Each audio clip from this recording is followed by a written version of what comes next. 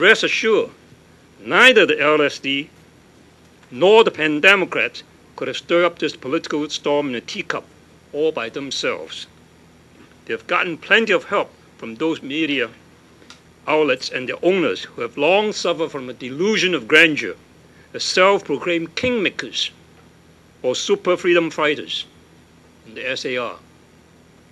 But before we get to the role of Hong Kong's irresponsible news media, let's first recap what the administration and its masters in Beijing have been doing in the ongoing conundrum. Once again, both the Zheng administration and its masters in Beijing walked right into the trap set up by the Pan-Democrats' constant baiting, this time headlined by the LSD.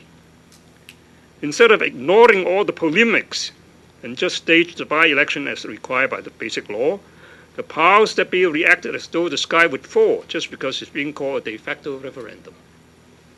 This reporters always wonder why autocrats can't ever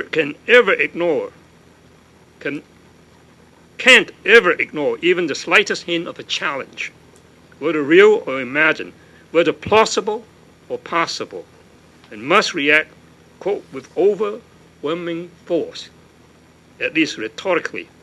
Maybe they've been reading too much into Colin Powell's overwhelming force theory of fighting a war. That was a joke, and if you don't get it, don't worry about it.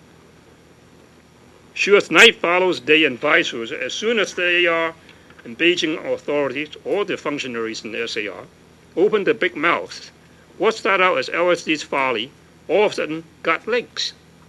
The Civic Party, having two of its legislators resign and run for election, is definitely a junior partner in this latest gig. Since then, an indeterminate amount of ink and airtime has been devoted to or wasted on what some people might consider a great big political yawn. Meanwhile, the constant debate over the scrapping or keeping of the functional constituencies continues unabated. And no doubt it would last until the very day, if Hong Kong were fortunate enough, when the FC is finally dumped and forgotten.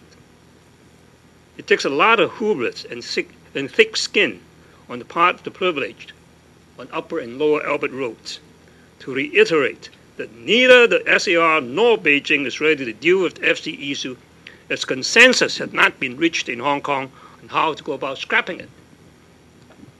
Well, if consensus were the only criterion, the FC would remain to the end of time.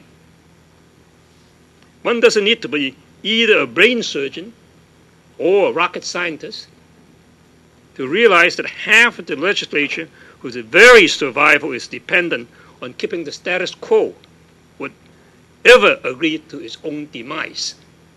Nobody's so stupid as to vote to cancel their own membership. I mean, that's just law of nature. One of the most outrageous statements this reporter has read during the ongoing debate was made by a very senior SAR official who defended the functional constituencies by likening them to the membership of the United States Senate.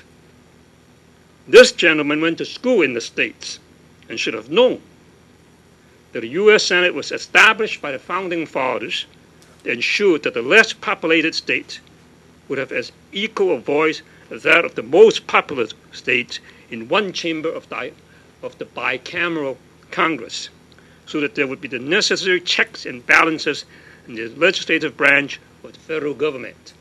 I'll give you an example. Alaska is probably one of the most sparsely populated state in the country. Even fewer people in Alaska than in Nevada. No foreigner would ever have heard of Alaska if it weren't for Sarah Palin, the lady who ran as John McCain's running mate in the 2008 presidential election. But even Alaska, which probably has more polar bears than people, still is represented in the Senate by 2 members. And that is the reason. Because otherwise, New York and California control the whole federal government. Because the most populous state is California, the second one is New York. and then taxes and blah, blah, blah, etc.